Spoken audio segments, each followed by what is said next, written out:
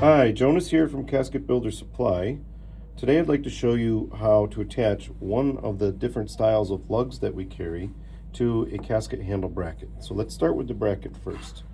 This is a bolt-through style swing arm or swing bar casket handle bracket. The dowel rests in here, the strap closes, and we've got another video that shows you how to do that. This is the bolt-through. I'm going to simulate a casket wall here.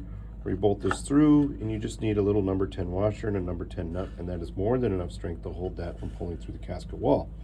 But as you can see, we've got a rather unfriendly, not attractive look here. So we have a number of different wooden lugs, but there's also this lug that actually simulates a metal lug, and it matches the same brushed finish that we have. This happens to be antique bronze. So how does this attach? Well, the first thing that's deceiving is if you look at the back side, there are two holes here. Now those holes are part of the manufacturing process to suspend this when it's going through its finishing process. They are not for attaching to the casket in any way whatsoever.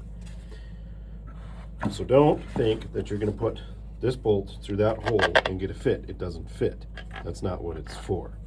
So instead, the way this works is once you've attached this to your dowel handles and you have the lugs spaced, you can use these holes to space, by the way, and figure out, and you can use it as a template to figure out where you're going to drill the holes on your casket so that they're the right distance apart. But that's about all you're going to use those holes for. What you do is you attach this to the casket, but before doing so, there's a magic little clip.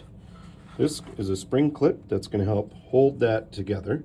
Spring clip goes on, it's going to bottom out a little bit there, and you snap that into place, and now it's precisely set up to receive this lug.